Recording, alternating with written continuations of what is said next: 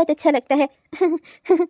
और सरिता, तुम्हारे बच्चों से मुझे जरा भी कोई भी दिक्कत नहीं होती। हाँ, अरे ये लोग मेरे आसपास नहीं होते तो इनका ख्याल आता रहता है, ये मुझे क्या परेशान करेंगे, मैं खुद इनके लिए परेशान होती हूँ। जब ये मेरे आसपास नहीं होते तो तुम्हारे बच्चे मुझे कोई भी परेशानी नहीं देते। सरिता, ऐसा बिल्कुल मत कहा करो। हैं ये तुम्हारे बच्चे, पर मैं इन्हें अपने बच्चों से कम नहीं समझती। हाँ अरे मालकिन, ये तो आपका बड़प्पन है।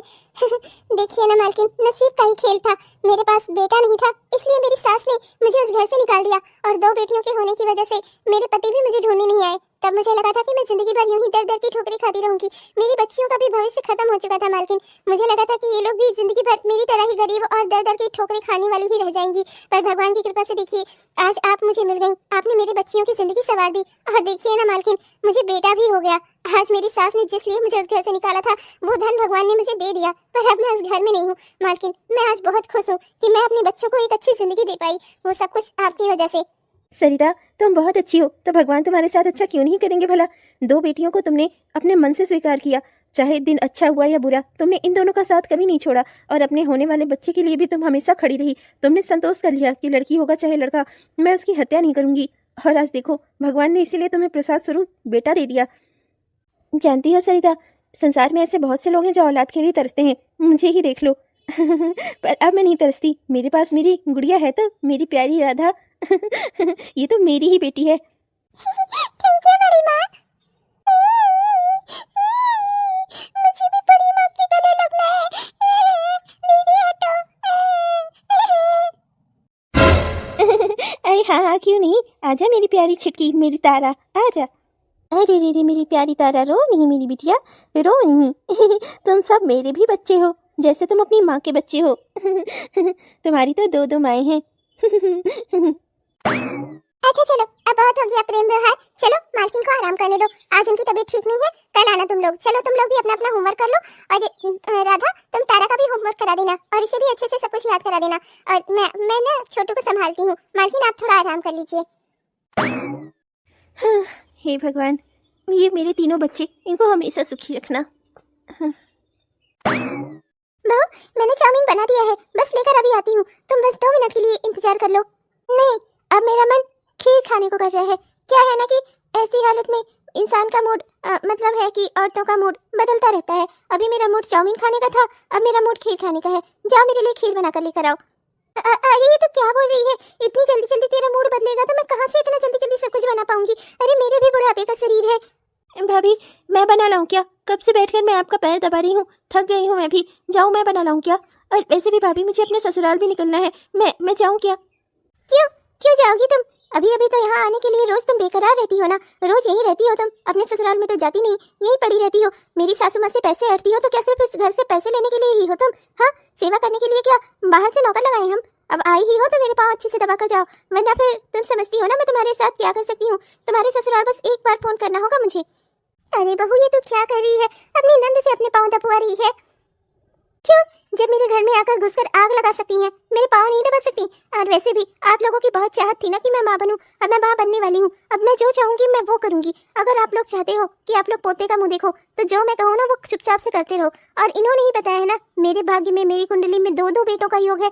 तो फिर अगर पोते का मुंह देखना चाहती है ना माँ जी, मरने से पहले, तो जो मैं कहूँ ना वो करती जाइए। और आपकी इस बेटी ने अगर मेरी बात नहीं मानी ना, तो इसके ससुराल फोन करके बता दूंगी कि यहाँ आती है और पैसे उड़ाती है, उन लोगों का बता दूंगी। अरे बहू, तू क्यों मेरी बेटी के ससुराल में इसका नाम खराब करना चाहती है?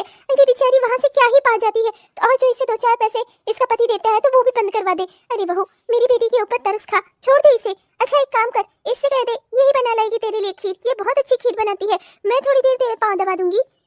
छी, इनके हाथों का खाना कौन खाएगा? एक बार खाकर देख चुकी हूँ मैं, मुझे ना उल्टी नहीं करनी इनके हाथों का खाना खाकर। ये ना बस हाथ पाँव दबाने में ही है। ओ दीदी, जरा अच्छे अच्छे से दबाओ मेरे पैर, पाँव में बहुत दर्द है आजकल। वैसे भी अभी इसीलिए मैं माँ नहीं बनना चाहती थी, ये सब कुछ झेलना पड़ रहा है मुझे। और ऊपर से तुम लोग चाहती हो कि तुम लोगों को मैं आज़ादी दे दूँ, तुम लोग आज़ादी से मौज मस्ती करो और मैं माँ बनने के दर्द से को सहूँ। लेकिन अब मैं इतना सब कुछ कर रही हूँ ना, तो तुम लोगों को भी करना पड़ेगा। चलो जल्दी जल्दी से हाथ चलाओ और तुम अच्छे से मेरे पाँव दबाओ, और आप जाकर खीर बनाकर लाइए मेरे लिए। मेरा मूड खराब हो रहा है अब, इससे पहले कि मेरा मूड चेंज हो जाए, खीर मेरे सामने तक आ जाए, वरना फिर आपको कुछ और भी बनाना पड़ सकता है। क्या है ना कि मुझे बहुत सारे मूड स्विंग्स हो रहे हैं।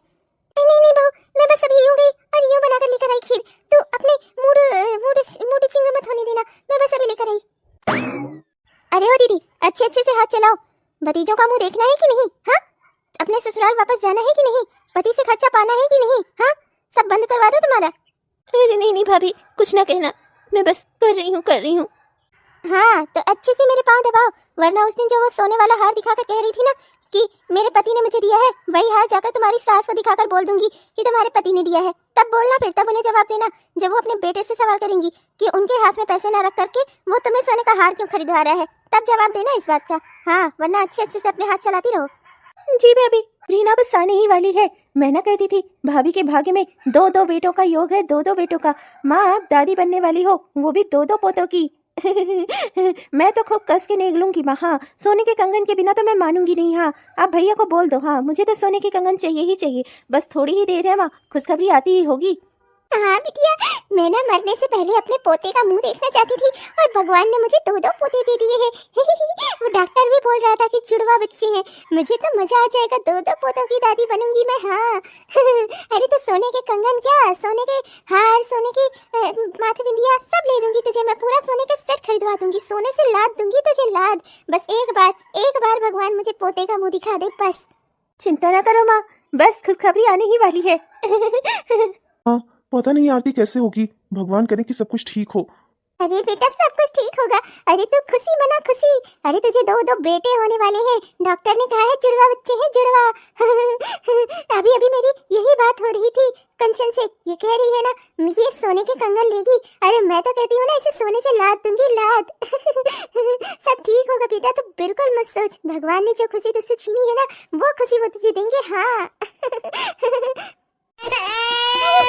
मेरा पोता आ गया, ये मेरे पोते के ही रोने की आवाज है। मेरा पोता आ गया, मेरा एक पोता आ गया। अरे वाह, मैं तो नाच रहा हूँ खुशी से, मेरा दूसरा पोता भी आ गया। हेलो जी, मुबारक हो आप लोगों को। बहुत बहुत धन्यवाद डॉक्टर साहब। मेरे दोनों पोते ठीक ठाक तो है ना, सब बढ़िया तो है ना? पोते? माफ करिएगा मैडम, वो मोटी वाली मैडम, पोते नहीं है, 2 लड़कियां हुई हैं, जुड़वा बेटियां हैं। मुबारक हो, घर में लक्ष्मी जी आई हैं।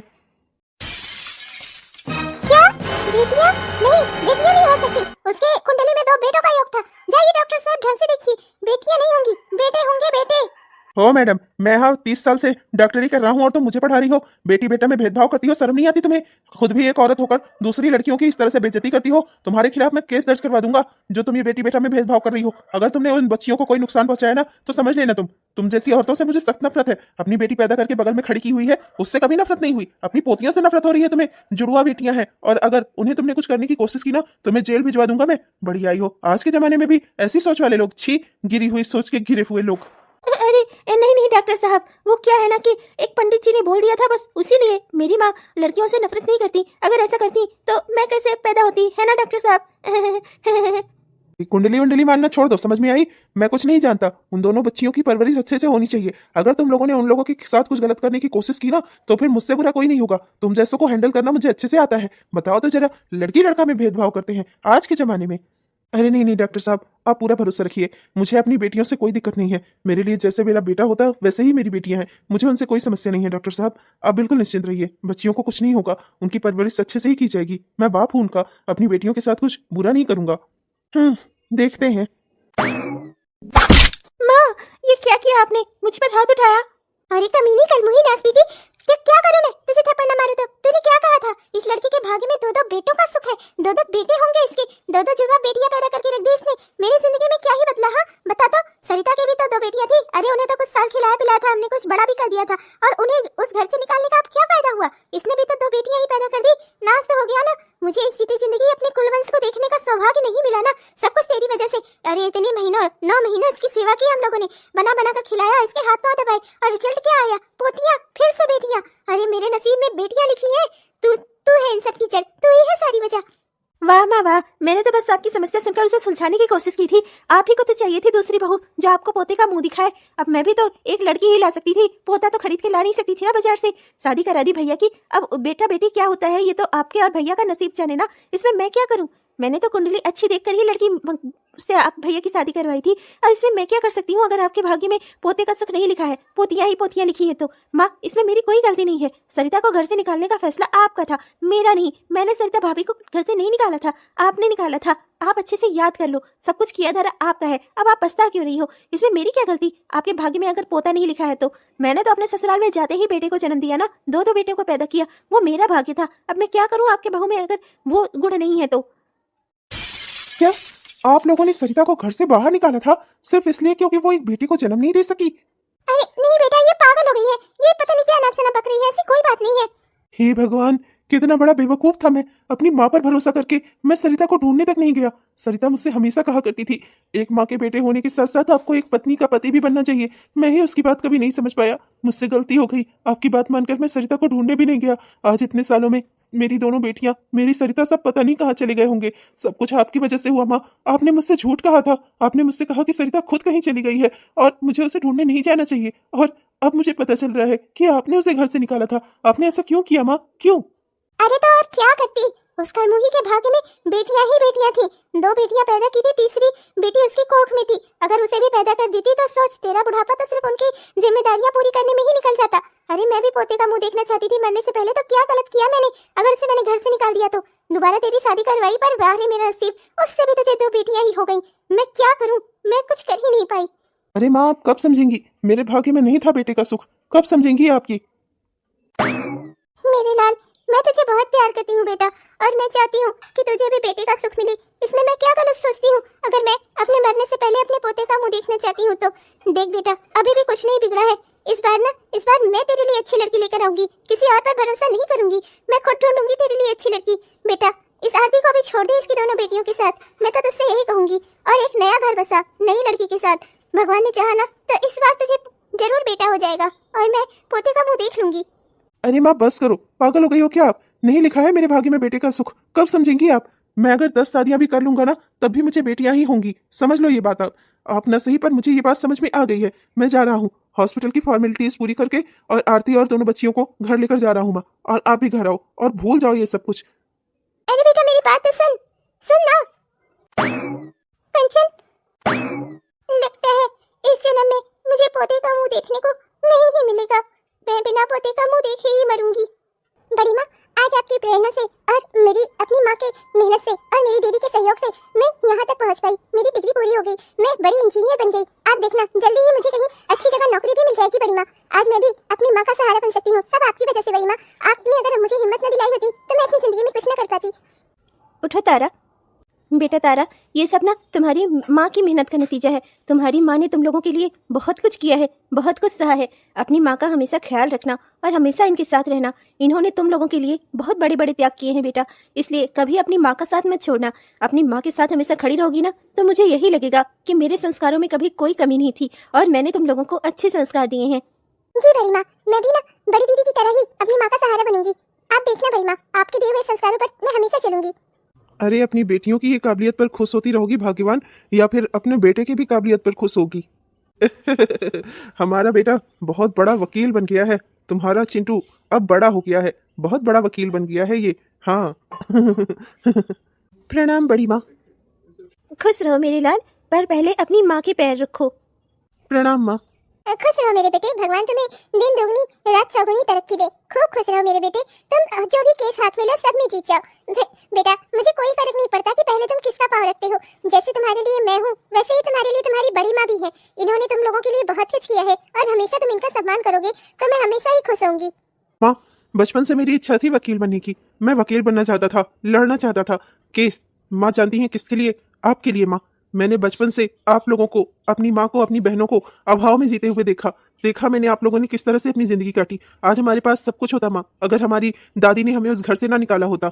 और मैं नहीं जानता, मैंने तो उन लोगों को देखा भी नहीं है, पर वो लोग आपके साथ ऐसा कैसे कर सकते हैं माँ? एक गर्भवती माँ को उसकी 2 बच्चियों के साथ धक्के देकर घर से निकाल दिया। ऐसी औरत को और ऐसे आदमी को मैं नहीं छोड़ूंगा माँ। जिन्होंने आपके साथ गलत किया है मैं उनसे बदला लूंगा। मैंने आपको अकेले इस तरीके से रोते बिलखते देखा है। मैं अपनी माँ के आंसुओं का बदला लूंगा माँ, उस आदमी से और उसकी माँ से भी। ये तो क्या बोल रहा है बेटा, मुझे उनसे कुछ नहीं चाहिए। तुम लोग मेरे पास हो, मेरे पास दुनिया की सबसे बड़ी धन दौलत हो तुम लोग। मुझे उनसे कुछ भी नहीं चाहिए। उन्होंने हमारे साथ जो भी किया हो मैं वो सब कुछ भूल चुकी हूँ, और तुम लोग भी भूल जाओ वो। नहीं माँ, उन्होंने हमारा मेरी बहनों का, मेरा, आपका, हम सब का हक मारा है। हम सब ने दर दर की ठोकरें खाई हैं सिर्फ उन लोगों की वजह से। मैं उन्हें इस तरीके से आजाद नहीं छोड़ सकता। जिन लोगों ने आपके साथ, मेरी बहनों के साथ, मेरे साथ गलत किया है, मैं उन्हें सजा दिलाकर रहूंगा माँ। माँ, मैंने कानून में ये भी पढ़ा है कि गलत करने वाले किसी के बराबर ही गलत सहने वाला भी दोषी होता है माँ। इसलिए हम सहेंगे नहीं। हमने जो सहा है हम उसके खिलाफ आवाज उठाएंगे। और मुझे मिस्टर प्रशांत से अपनी बहनों का और अपना और अपनी माँ का हक चाहिए। मैं उन्हें इस तरीके से शांति से अपनी जिंदगी नहीं जीने दूंगा। इसीलिए मैंने इंजीनियरिंग छोड़कर वकील बनना चुना। बेटा देखो सरिता, मैं जानता हूँ कि तुम ये जो सोच रही हो वो सही बात है। तुम अपने बेटे को किसी भी झगड़े झंझट में नहीं फंसाना चाहती। तुम उन लोगों को भूल चुकी हो, मैं समझता हूँ। लेकिन तुम्हारा बेटा सही कह रहा है, कानून की किताब में गलत सहने वाला भी दोषी होता है। इसलिए अगर वो अपने हक के लिए लड़ना चाहता है और तुम्हारे साथ उन लोगों ने उस समय जो गलत बर्ताव किया था उसके लिए लड़ना चाहता है, तो ये बिल्कुल सही है। उन्हें अपनी गलती का एहसास होना चाहिए और मैं इस चीज में तुम्हारे बेटे के साथ हूँ।